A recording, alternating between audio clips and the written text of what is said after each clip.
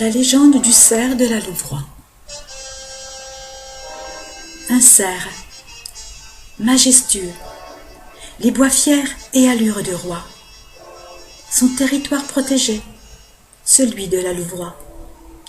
L'encolure tendue, l'œil aux aguets, il surveillait. Les naseaux frémissants, sans cesse se retournaient.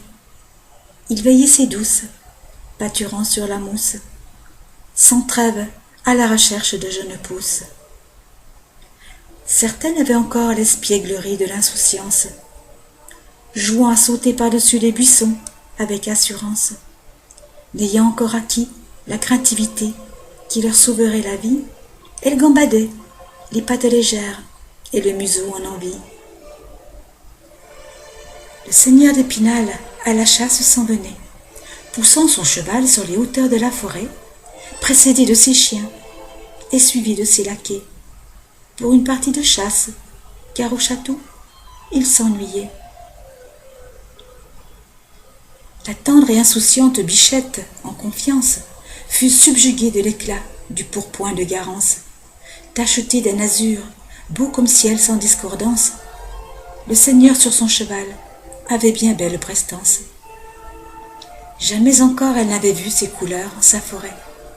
Les paysans, amenant leurs bêtes en glanure, avaient le ton des arbres en perdance de ramure.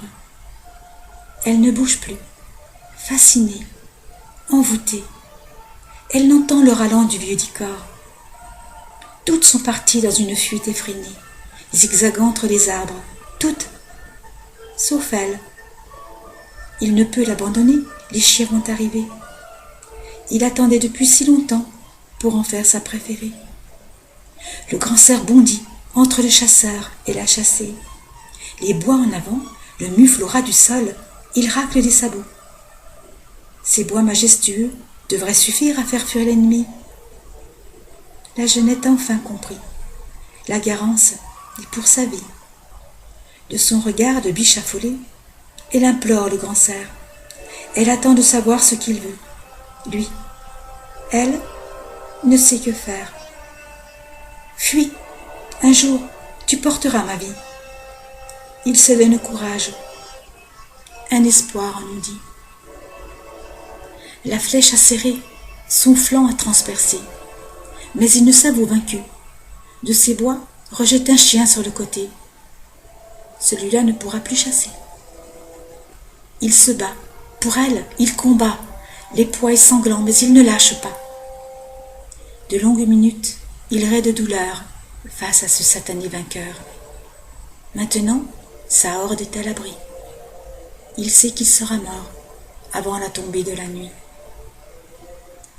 Le seigneur d'Épinal est triomphant, mais une fée veille sur la dépouille du roi.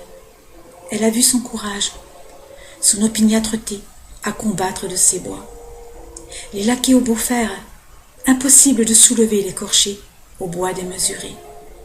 Ils sont tous repartis, ne pouvant ramener la preuve de cette tuerie. Et depuis ce jour, dans le bois de la Louvroie, un squelette torturé continue de gémir son désarroi. En position de défense, il est et restera. On peut l'entendre les jours de grand vent. Les bois fiers et le mufle tendu à l'infini du ciel continuent de raire pour sauver encore et encore sa belle. Vous vous demandez comment je sais tout cela? Chut, c'est la fée de la Louvroie qui, un soir de pleine lune, alors que j'allais sous la brume, au pied du vieux cerf, me le raconta.